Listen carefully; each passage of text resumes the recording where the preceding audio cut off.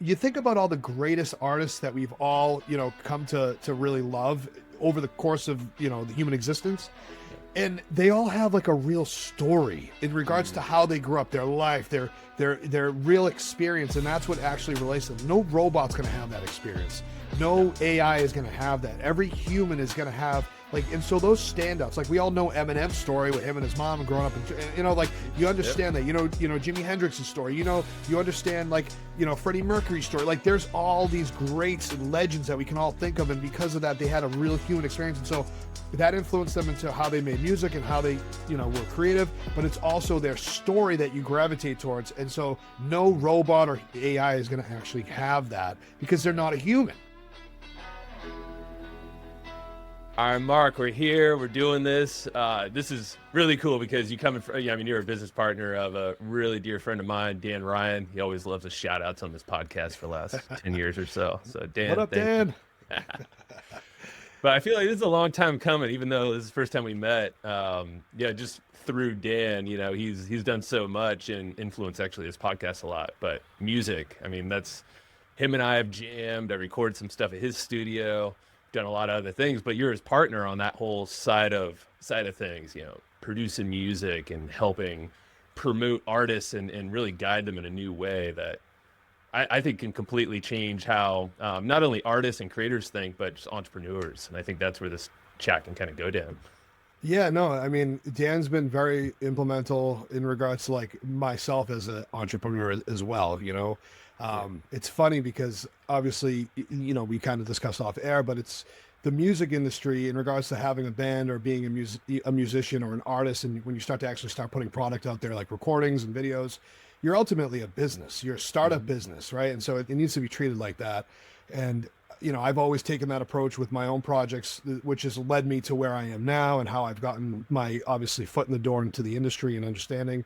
Right. But ultimately, as an entrepreneur, Dan, kind of helped augment even my vision in regards to what I was seeing and what I wanted to do, which was great. And he took Nice. it from a different angle, understanding, obviously business at the level he does, which was great. It kind of reeled me in, I would say, because I'm half creative, still half business, and that creative sometimes wants to win over and go and look at shiny objects, right? And I'm Yeah. and but you got to kind of just trust the systems and say, okay, it's got to be strategic, one thing after another, and it's just it's across the board with the music industry and any other industry ultimately, in order to gain success. For sure. And I think that's a big thing because, yeah, us entrepreneurs, any entrepreneur, creator, like we are creative. We have this vision, right? But like just getting stuck in there and not dealing with, following systems, creating systems and trusting those along the way and get in a trap, right? Yeah. Yeah, it's like, oh, you know what would be nice? So anytime I Yeah. say that, Dad's like, oh, really? What would be nice? Or, oh, I think this will work. Oh, you think? So it's like you got Yep. to make sure that you're weighing out everything on a data level, and that's really what he's helped me with and understand. And it's helped obviously position ourselves as a company and myself as the owner of a band, Mhm. of my music project to kind of think differently in regards to systematically approaching things and making sure you utilize the data to tell you what actually should be the move. Ultimately, instead Yeah. of going, oh, I feel this, it's like, okay, great, you feel it, but what is the data saying? The data's saying opposite. You got to go with the data. Yeah, man. Well, let's get there. I want to understand a little bit more about your background because like I know you've been evolving a lot over your career, but you've been in bands. You've worked with a whole bunch of artists on the production side. You have a whole crew that you work with too. Tell me a little bit of like a brief of yourself, what you're doing, and I kind of want to hear about the transition point too of how you got to where you're at. Yeah, so I mean, I started my rock band out of high school, right? And so we took that rock band and basically blew it up and broke it nationally. And we utilized certain strategies, but at the time, MySpace was, popular. And so we figured out ways to kind of really utilize MySpace in order to gain audience, so that we were driving people, not only to our community but also into our shows and actually having people show up. And from there, we went from like 50 people at our shows to upwards to like 1,200 sellouts. Nice. Yeah. And then, that gained the attention of the industry, and we were charting on Billboard, and then songs were getting picked up by radio, and it just snowballed. Things start to snowball once word of mouth starts to really start to pick up, and there's real fan base there, and it starts to move. And so we went national, and we signed a deal, and the deal didn't go well. It's Mm. typical VH1 behind the music. Right. you know, money's guaranteed and then money disappears. And, you know, we have a song at radio with no promotional money or radio team at the time. And, That's you know, unfortunately, our single that was Come Alive at the time, my band's called Prospect Hill, the song Come Alive was, you know, poised to be a top 5, top 10 minimum. Basically the setup that had, because there was already major stations that committed to picking it up, and we had Sirius XM already within full rotation on Octane, and we needed the radio team, and you need a good budget. There was $50,000 supposed to be back behind, at a minimum, behind the song, and the day the song goes to radio, it's called the impact date. The radio team walked because they weren't getting paid from the label, and the money went missing, and it was just a mess. And so our single went up the charts without any radio team or any budget behind it. It, you know, it broke, 38 at mainstream, so top 40 at mainstream rock at Billboard, and 42 at Active Rock. And that was without, you know, no team, nothing behind it. It just kind of organically went up just from all the word of mouth and the work the band did on the road by, you know, basically going into these radio stations before the shows, bringing coffee and donuts, bringing pizzas, like really just making ourselves known to all these major radio stations and creating relationships. So that helped that. But unfortunately, that led to basically a stall with the band. And it kind of, you know, it kind of killed the motivation inside for the band. There's a lot of, you know, turmoil. We've been together since high school, you know, we're all best friends, but we're brothers, you know, we're strangling each other at the same time, you know?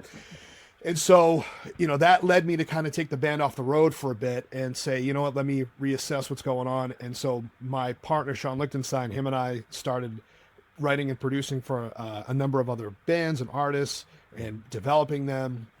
And Sean's in another touring band called Lansdowne, and now they're blowing up in Europe. And so, you know, it's all coming full circle. It's funny, but we started writing and producing. We had a few artists that ended up, you know, signing major label deals that we were working with, and we've worked with everybody from like Daughtry to Godsmack to Taproot's on there. I used to listen Taproot. to them. Yeah. I just recently put out a song with those guys with Prospect Hill, actually, too. Yeah, I think I heard that one. That's good. Yeah. Non-point. I mean, there's like, honestly, there's from Queensryche to From Ashes to New to, I mean, there's really not an artist or a team that we haven't really worked with at this level at some point, or somebody, a member of their team, right? Yeah. And we built that company, that's Red 13 Studios, and that was basically our artist development agency, which then also started doing major music videos and documentaries and TV pilots and brand commercials. So expanded from there. And that's kind of like, you know, right around that time is when Dan got involved, where he started helping with us because we had a model for recording studios to franchise them. So we wanted to create a member-based studio where you could just pick up your project if you were in Nashville or New York and start working on it. You have a membership, you'd have access to it like a gym. And so he was working with us on that and really teaching us like the Google SEM strategy to really blow up and drive in new leads, and just a follow-up infrastructure on go high level so that we can set up automations for obviously lead nurturing and then post service, the follow-ups and surveys, all that stuff, right? It was really cool. It's like stuff that I didn't really fully understand, and I still had to like kind of break it down. It took years to really wrap my head around it all, but it was working. Ultimately, what Dan implemented for what we were doing on the ad strategy from the Google ads started driving, tons of new customers into the recording studio. And it started blowing up, started working. So then we started, expanding that operation. And the goal was to bring in major VC to then expand that nationally. Mm-hmm. And so we had 2 facilities with about 4 recording studios each with a full staff. Wow. And so that was, the test. Can we have 2 locations? Is this franchisable? Can we do this? And it was working until COVID hit. And so then COVID smashed us. And, ultimately we jumped back on right as soon as things opened back up, and things were working. But I saw a huge dip in regards to the mentality of the artists and the people that were coming in from prior to COVID. Yeah. They learned a lot during that time on their own, and they were forced to, so that they can learn how to record themselves. And by then the technology was also advancing pretty quickly. So the ability to like record in your bedroom was obviously scaling, and it was becoming more of instead of like a couple of our, clients, it was pretty much the majority of them now were doing some of their project at home. And so I just didn't like that trend. And I said, okay, that's gonna, it's going to eat into the margin because most of them, instead of bringing 100, 75 to 100% of their project into the studio, they're only going to be bringing 20% of it in now to just finish it up and tighten it up. And so I didn't like that trend. And it was a lot of work. It was, it wasn't really, the juice wasn't worth the squeeze, and doing so the whole, the license model and all that. it was just a lot of work, a lot of people, a lot of things. And it was, it was kind of chaotic. And then it kind of took me away from what I actually wanted to do. Which is, I still want to be creative and I still want to help artists and I still, I want to be that, but it was a lot of work. So we kind of backed off that idea. We did like the subscription element. And so we moved towards more of the model that we're currently at now, which is more of like, it's a consulting agency where we, handle the marketing and the nurturing of fan bases and building of fan bases, backed by our tech and all of our tools with our full strategy. And that's really where we focus now, utilizing our team, our tech tools, all of our ad strategies, all of our, network, everything that we have inside of our toolbox is now accessible to all these other artists and independent artists, as well as, even major label artists and major management companies that we work with. And that's a FanFlowy, right? Is that kind of like the tool that's in between all that? Yeah, so FanFlowy was the first iteration of it. So Dan was really pushing us to create an educational backed product where, subscription based off of like, here's, our teachings, right? And so we, and I know he was like really driving that home, but what I started to do was like, I went off on my own and I started like developing an automation system for a strategy that I use on Instagram. Okay. And so I have artists that will drive in new followers through multiple different strategies, ad strategies, engagement strategies. And when those new followers come in, I want all of my artists to then DM them and message them and create a personal relationship right off the rip. And then from there, there's a whole communication tree that I have them, like an if this then that communication tree. So, and I was giving them as a guide on a manual level so that they would go and manage this, and then they can create a conversation with them. And if they say this, say that, because ultimately we want to get them to hit like 4 different call to actions. And so I would have all of my artists do this. And when they implemented it, they were like, holy shit, like this is insane. It's working, right? This is like unbelievable. But the problem is this is too much work. So they were like, I can't stand, I manually, I can't do this all day. This is consuming my day, to the point where they were getting but it's funny because it was a ghost town for them. Yeah. No communication, no fans, no engagement on Instagram, to now all of a sudden they couldn't handle it. And I said, okay, well, it's a different problem now, Yeah. So it's a good problem. So it's a good problem. So that's what led me to start developing that tool, which was like the first iteration of FanFlowy. And then I was working the automations, and I would kick them over to Dan, and then Dan would go, all right, let me mess with this and I'll fix it. He'd send it to me. And so I started learning automation systems through just sending to him refining it. Then I'd be, oh, that's how you do it. So we went back and forth, and there was like 2 months I just didn't sleep, and I just was like building this. And then I was like, well, what if we had this feature? And we just kept going. And now that's where FanFlowy started, and that's where it is now. And now it's beyond that. We've got developers in there with API integrations and all types of things going on now. Yeah, no, I've seen a little bit of it from Dan, and obviously we're talking a lot about Dan here, and his ego is inflating currently, but rightly You're welcome, so. Dan. Yeah, exactly. But I mean, like what you're pointing out, Mark, is it's like a perfect blend of like you've been hustling and grinding your way. You're creating all these connections and figuring out what's working, what's not, but doing it this manual way, and you didn't jump to systems from day one. And you probably were unaware of some of these things, but then you reached a point, obviously a guide, someone like him, a partner that can really enhance that. And then you mentioned something, because like about the whole Instagram thing, it's capturing them, multiple calls to action. I think it's something that you guys wrote about, but like this 1,000 fan rule, like this idea of basically capturing them in email and SMS, something that you can actually own instead of relying on all the algorithms and the platforms out there. Which I'm sure artists everybody, entrepreneurs have that problem too, in general. Well, yeah, and that comes from like, honestly, like my MySpace days, because we had hundreds of thousands of followers as a band on there, and then one day it was all gone. Yeah. So I've always felt like, man, you got to own that audience. Like you can use these social platforms as aggregators to then drive them into your own list or community that you own, right? So if you have that list, you have their name, their phone number, their email, their location, and for the music side, I want their preferred DSP, the digital streaming provider, so like I want all that information. I want to be able to contact them. I want to be able to give them a call if I need to, right? I want to be able to text them. I want to be able to email them. I want to be able to find them on other platforms, which you can usually do with a phone number or an email, right? So that is like the root of it all. So if you have that, then you're not left, you know, in a situation with which would happen with MySpace. We had hundreds of thousands of fans that were all of a sudden we couldn't get to them anymore, right? And so that was a problem. And I've always, you know, I kind of have a little PTSD from that. So I think that's what has led me to ensure that that's like one of my main, you know, focal points with any of the artists or projects I work with is like make sure we capture that audience's information so that we can reach out. Yeah, I mean, I'm just thinking of, you know, Spotify. There's probably a lot of artists still that are relying on places like that. I know YouTube for creators, people pushing videos out.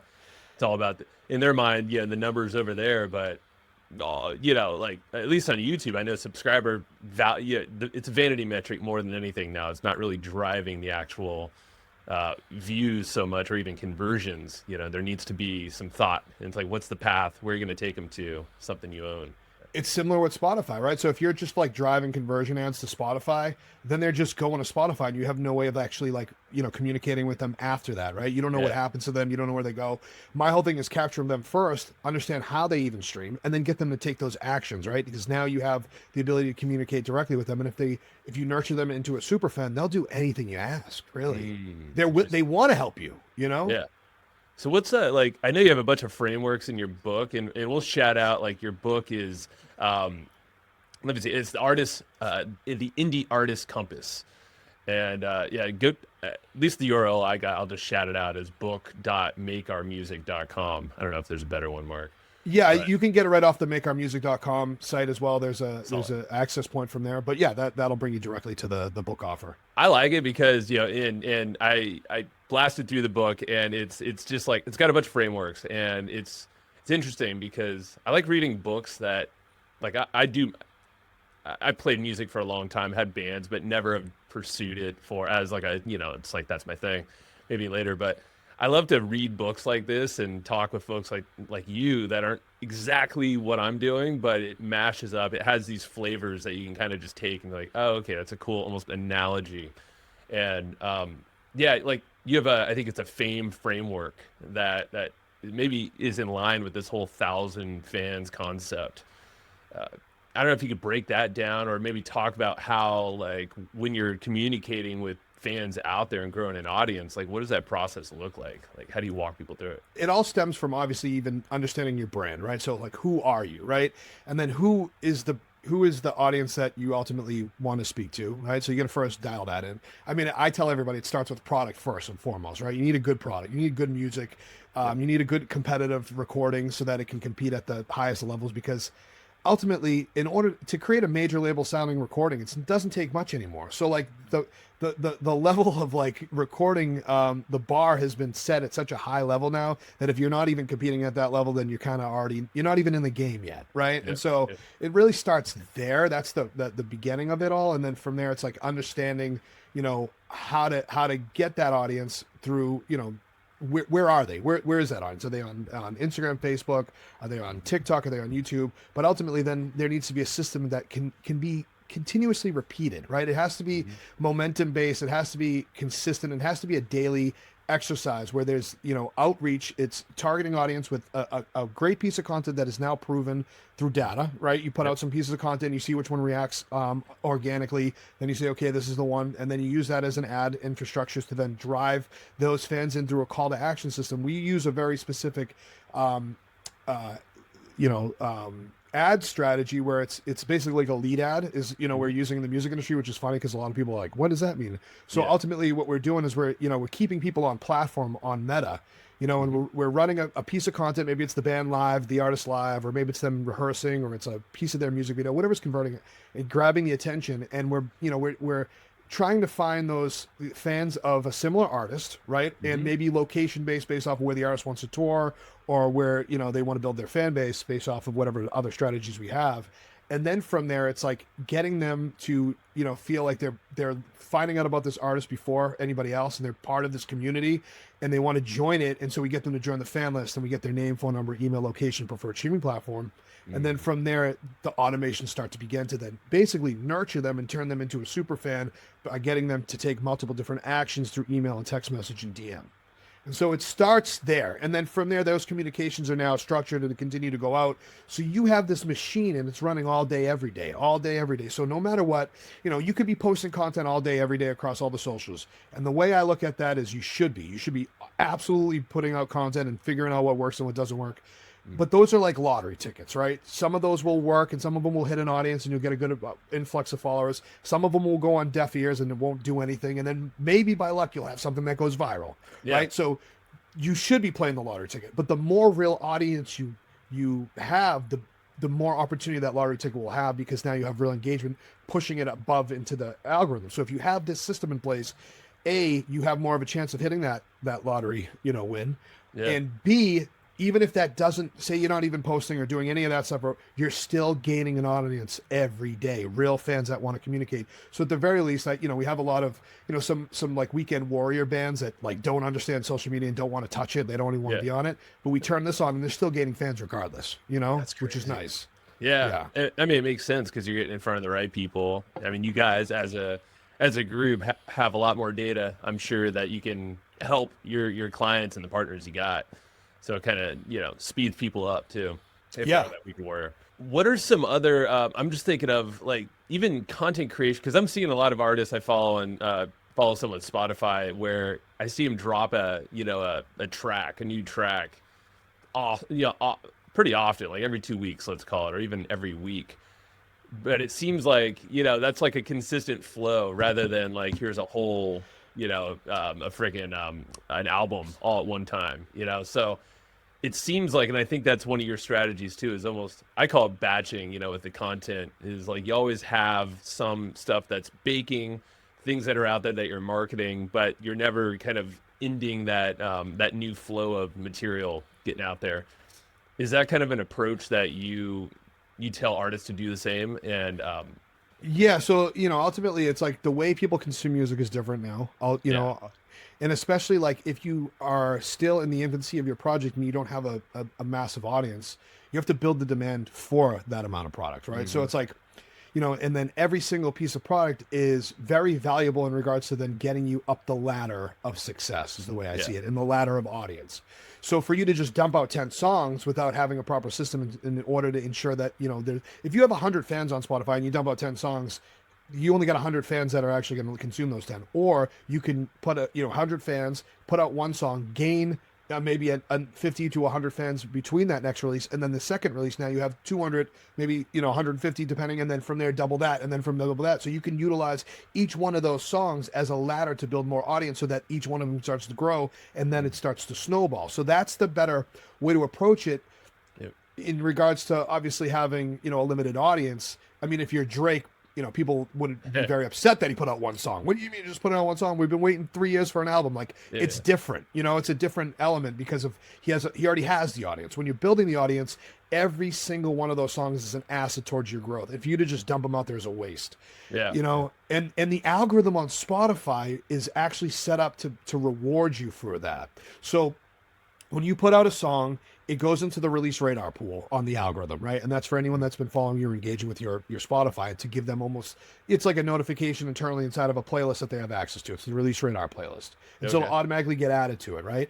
And so when you release a single or any type of, release a song, it's going to be inside of that release radar playlist for 4 weeks.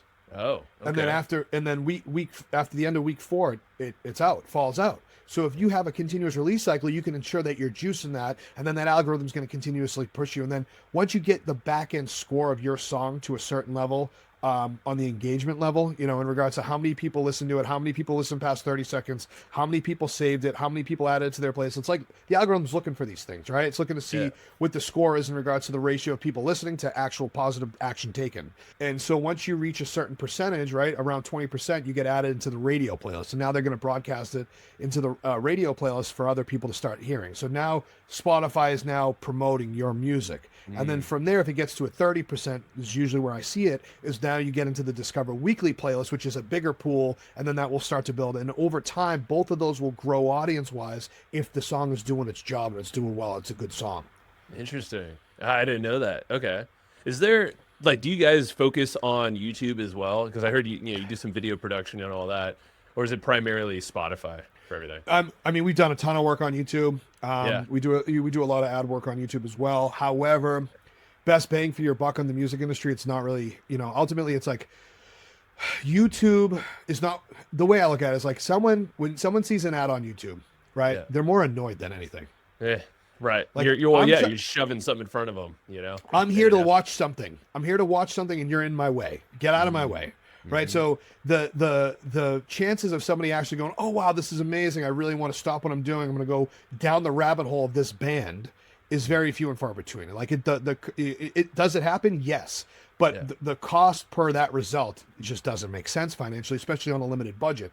So it's all about saying, okay, what's the full budget an artist has and what's the most value that we're going to be able to get out of that dollar to then acquire a real fan that we can communicate with, that we can always get to YouTube after. We can get them to subscribe. Right. So it's like, yes, we can find people on YouTube, but if you have a limited budget, it's not ultimately the best place to find them. And you could also, look at it two ways too. There's, that way, but then there's the other way where people go, oh, well, we need the numbers, right? We need to see bigger view numbers for a promoter to get us or whatever. It's like, okay, understood. So now we're just spending on optics marketing, right? It's not really, it's an empty box. I tell everybody, it's bullshit. It's like a bullshit number. Cool. I have 100,000, views on my music video. It's like, cool. You bring 2 people to your show, so like, cool. You'll get the gig, but then you'll bring 2 people to the show and you'll never get that gig again. So it's like, if you're trying to do both and you're trying to get attention, it's like, you want to have the real fans first. And if you want to do some optics marketing, then to enhance the sell of the band, as long as you could fill that box 75%, I'm in for it. Let's go. But ultimately, if you're not there yet, then we hold off on that. And that budget needs to go into real fan acquisition. That makes sense. How about on the, so like paid stuff on Spotify, and we're talking, obviously artists right now, and for other businesses, you guys listening, it might be elsewhere, not Spotify. Totally cool. How about like on the organic side? I think of partnerships. Like I think of all these things that I feel like it started in the hip hop industry, right? Where they started collaborating and then like one lifts up one of their buddies or whatever deal they got going on. Is there some strategies you guys use for that? Yeah. So we call it like the piggybacking method. So we utilize, finding an artist that's obviously aligned musically, that makes sense and has a similar audience to that artist. Or an audience that we want to actually expand into. And then you find an artist that's at the same level or bigger, and you put together those collaborations, because then from there, their audience is now going to be getting the notification of that release radar, that song's in there. They're obviously going to be paying attention to who this artist is. So it's funny because Sean and I have our own musical project that we put together as like, writers, producers, called Ono Octopus. And so that's all we do with this project. It's a collaboration only project, and we bring in bigger artists and we write and produce the songs, and we have them, sing or rap on them. And then they contribute and write as well. And in a silo, we tested it out without doing really any other marketing on it. Right. So it's just like, this is what it is. And the songs crush, like the catalog does really well. There's millions of streams across all the songs, because these are the artists that we chose were bigger artists that had at least like 100,000 to almost 400,000 monthly listeners. So when we release these songs, that's the amount of the audience that we're seeing in regards to, the initial push. And so it works really, really well. And obviously an artist has to get to a certain level where they have some leverage there in order to get to like the next, tier of artists that have that audience. But even starting small, like if you only got like 2,000, monthly listeners, then find another artist that's got 2,000 monthly listeners and collaborate, and then build like a little collaboration content scheme around that as well. So their fans know and your fans, and now you're borrowing fans, I dig it. That I remember when I started way back in the day before I knew anybody, and I was in this digital marketing space. It was called Ad Swap. So we both had email lists. It's called 1,000 people, and you just swap and talk about each other's stuff. And it was a way to grow the list. And like you said, you just level up with people that are kind of around the same level that you're at. And you might get an introduction to someone who's bigger that can just open the door and be like, yeah, I'll give this guy a try. Mark's, he sounds awesome. Just throw him on a track. It opens up other doors other than just access to their audience, because like you're saying, somebody else that might have an eye on that artist goes, oh, I kind of like who that is. That's cool too, man. So there's a lot to that, and we push that big time. That's one of the things we try to do with our community that we have, which is Make Our Music, which is basically like a chat room for all of these artists that have different opportunities and ways to communicate and find ways to collaborate, whether it's for song recording, recordings of songs, or collaborations on shows, right? Get them to swap shows. Hey, I'm from Philly, I need a band from New York. Hey, I'm from New York, I need a band from Philly. Cool, swap, and So stuff like that too helps out as well, not just on the recording of music, but actually bringing each other into each other's audiences in your hometown. I so wish that. I mean, like I think about this often because a few of the guys I still am in business with and buddies, like we were all doing band stuff back in high school and after high school. That was like my first taste of entrepreneurship. It felt like it's like what we were talking about. It's all so similar. It's so And similar. Yeah. I wish I knew all this stuff back then because it's like the marketing, the. I mean, it's never too late. That's It's never too late. Yeah. Yeah. It's a different world now. You could put out music and find your audience, and Yeah. still do pretty well and have a 6-figure project. That's at a minimum, Absolutely. Yeah, and it could just be a side project Yeah. for me with my daughter possibly, like she's into Yeah. it too. It's Yeah, we fun. have a lot of people that come to us that upwards from like 50 years old plus that are saying, hey, we want to take a shot at this now. And we're like, cool, we can set it up Right and on. build the infrastructure. We'll find your fan base regardless. It's a different world. You don't need to Yeah. be an 18-year-old artist that to obviously major labels, Yeah. they want longevity, but Yeah. Fair. you could build a career outside of the major labels. Yeah, so shout out to your community, just so it's like super clear. If someone is in the music industry, you just want to explore, go to makeourmusic.com. It's free. You can check it out. Find the book over there too. Just want to shout that out. Yeah, we got a bunch of artists over there, rock bands, producers, engineers. There's, and I don't even know what the number is, but it's like grows every day. It's really great. And there's That's cool. a lot of communication going inside there in regards to collaborations and people showing off their work and just talking to each other. It's awesome. Sweet. I mean, just that alone, having a community, you need that. You mentioned like back to making music so easily now, like, cause I have recording gear at home, like I can record stuff. I mean, obviously really cheap iPhone, you could do stuff, but then then there's AI and all this stuff. I know it's kind of an opening, but like I'm in the world of AI. I know you guys, I think are collaborating with a little bit of stuff too, with Dan. I guess what's your take on AI music and people kind of starting out by recording? Maybe they're not like super into the full, like they don't have a band, they're kind of just curious. Where would you lead people to kind of start flexing the creative muscle, and is AI part of it? Well, yeah, I mean, so it's funny because I was just on another podcast and it was pretty much solely this topic, right? Because it's a hot topic right now, Sure. Everybody's discussing this, and it's ultimately like, what is real music? What is true? What is authentic? And it's gonna get blurry, and it already really is because I get hundreds of submissions, pretty much weekly, if not more, of artists that are submitting music for us to review, then to jump on phone calls, and so, I am constantly now asking the question, is this real? Mm-hmm.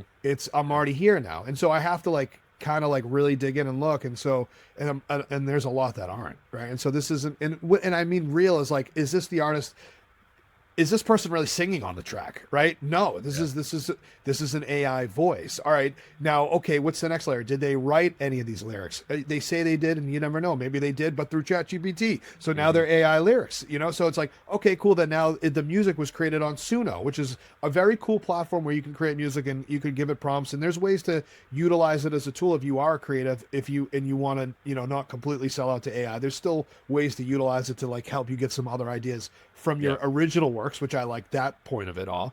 But then ultimately, like, this is where I think it is going to happen. If someone is exploring and they think they want to start creating music and writing music, right? Yeah, Suno will get you there, and then you can start, playing around with that and say, okay, this is kind of how I hear it in my head, and this is what I want to hear and see. And it's going to make like the picking up the guitar and actually playing it, almost like obsolete at some level at some point, right?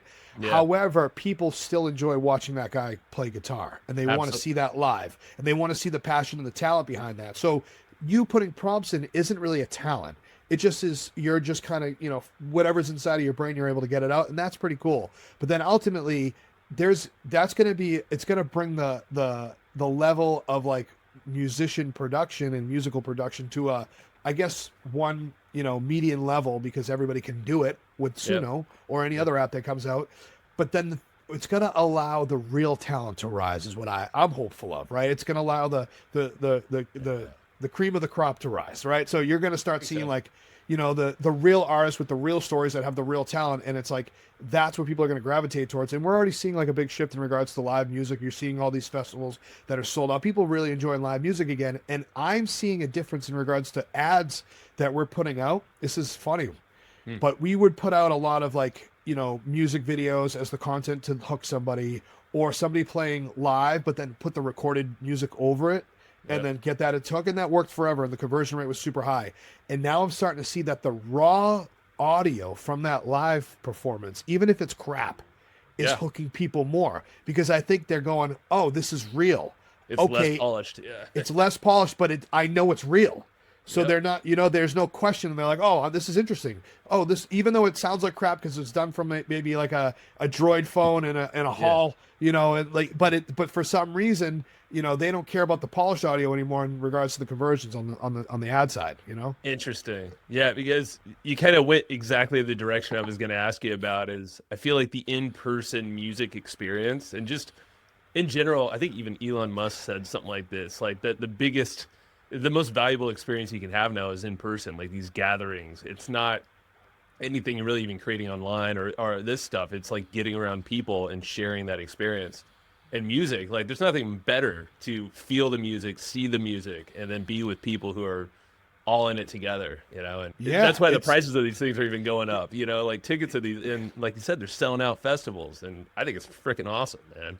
it is great, and there's a resurgence in live, and I think everybody kind of like prior to COVID were taking it for granted. Yeah. I think that was a big thing, and then they were like, wait a minute, I love concerts. We can't go to those. All right, let's start going to all of them, and let's empty out our savings accounts to go. So like that's what you're seeing, Yeah. and ultimately it's like, as this progresses, as the AI revolution continues to move, which is, I honestly, then we get into conversations like, okay, well, then there's going to be AI robots, and then they're going to be able to play guitar. So you'll be like, I know we could go as far as we want with it, but Sure. at the moment, it's like you still want to, the real human experience, I think ultimately is always going to win, right? Yeah. Because like you think about all the greatest artists that we've all, come to really love over the course of, the human existence. And they all have like a real story in regards to how they grew up, their life, their real experience, and that's what actually relates to them. No robot's going to have that experience. No AI is going to have that. Every human is going to have like, and so those standouts, like we all know Eminem's story with him and his mom growing up, and like you understand that. Jimi Hendrix's story. You understand like Freddie Mercury's story. Like there's all these greats and legends that we can all think of, and because of that, they had a real human experience, and so that influenced them into how they made music and how they were creative, but it's also their story that you gravitate towards. And so no robot or AI is going to actually have that because they're not a human. No matter what, at the end of the day, it's the one thing we have on them. So That's right, we're not going to be able to relate to the robot. We're not going to be able to relate to the AI, but we can always relate to a human that's had real human experiences that are similar to yours, or at least parts of similar to yours. Yeah, man. And that's where I think you mentioned documentaries early on. I love going into, you see Taylor Swift is like, it seems like she's got this freaking mastered, in terms of however, but like you see shows and episodes and it's like, it's all behind the scenes. And like when you, obviously you reach a point and you have enough people that want to see that kind of stuff. But I feel like even at the early phases, documenting the behind the scenes stuff and publishing it somewhere, if it's even just YouTube publicly, and using your marketing, I just feel like that's one of the coolest things that a band can do for marketing and showing they're human. And and it allows the audience into the process to make them feel like they're part of it. There you go. They're inside. It's like almost like I'm inside the club, and it's I tell everybody it's everybody loves cooking shows, right? So let them into the kitchen. There you go. I like that.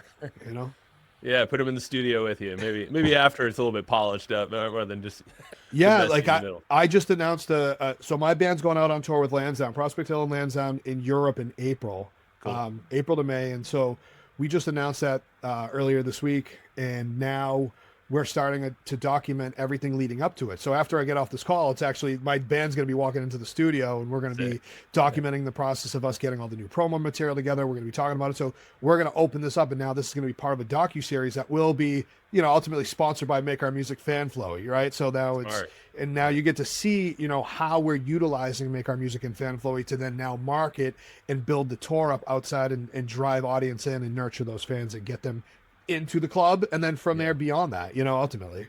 Heck yeah. I want to follow along with you, but I'm sure others now. Where can we go find you on that? So we're, you can follow us on Instagram and on YouTube. Prospect Hill is, the our band, and then their band's Lansdowne. And so we have lansdownemusic.com and prospecthillband.com, which will take you to wherever you need to find. And then it will basically be putting out a YouTube series on all of this. That'll be a collaborative series that'll be on their YouTube, our YouTube, and Make Our Music's as well. Sick. Okay, cool. So jump on that. We'll link everything and make it easy for everybody. Yeah, a lot of links. Yeah, we got a lot of them. It's all good. It's fun. I like to get it all. And selfishly, I just want to follow along too, because I'm like, this sounds awesome.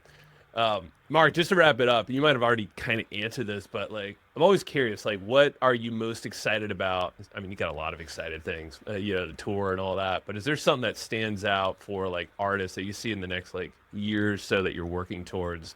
There's some big idea that you're just like, yeah, this is going to be cool, or a prediction maybe. Yeah, so I mean, I think some of the stuff we're working on is going to be game changing, and some of it already is. But there's a next level to where we're headed, and I believe that there's going to be basically I would say a crossroads from what we're doing to currently what like Spotify is doing, where there's going to be a new way of consuming music and consuming your favorite artists that I think as what we're doing progresses, it's going to start melding into that. And so there's going to be more opportunity to then put more value behind what music is, but it's going to allow the fan to almost like dictate that. And then it's going to allow the artist to then, see the reward from that. And so there's a level of what we're building in regards to like a community side, which will meld into almost like it's like a digital street team for your super fans, which will eventually then have certain access that no one else will, right? And so then that's going to start to meld into what this new streaming and music consumption phase will be, because there is a sentiment out there amongst so many artists and so many music fans that Spotify is just not great, right? Yeah. And I have my arguments on both sides, that I see both, because I do think they saved us from being completely free, right? We went from Napster to Spotify, so there needed to be a lifeboat, right? And they were the lifeboat, but now let's get back to the main ship and figure out a new situation here. So I'll never short Spotify on that, because otherwise it would have been real bad. But we reconditioned the music consumer to then see some value in music, and now we just got to get them to see even more value. But then I think it also needs to be experiential, kind of like what you're saying, on every level, and then that's what we're going to meld towards. So I'm excited for there's a vision I have in my head. It's a what would be really cool. So Dan's keeping me at bay right now, but once we get to the Fan Flowy 3.0 and the next level of this, that's what I'm really, really excited for. Yeah, man. I know Dan wants that too. So let the data prove it out. But I think the data is showing more interactiveness, two-way. People want to get involved, with the music and the people they love and they follow. So thank you so much for having me. I really appreciate it. Absolutely, man. I'm going to follow along. Again, we'll link everything. And just a quick shout out, makeourmusic.com. It's probably like the hub to go to if you're ready to jump in. And yeah, man, have a blast on the tour. I'm stoked to see what you guys do. Awesome. If we come out your way, I'll, hit me up, let me know. I'll put you on the list. I'm in San Diego, so Dan and I will be there. All right. We'll be out there. Rock and roll marathon. Let's go. I'm in. See you, brother. Thank you. All right, later, Joe. Take care. Have a good one. You too.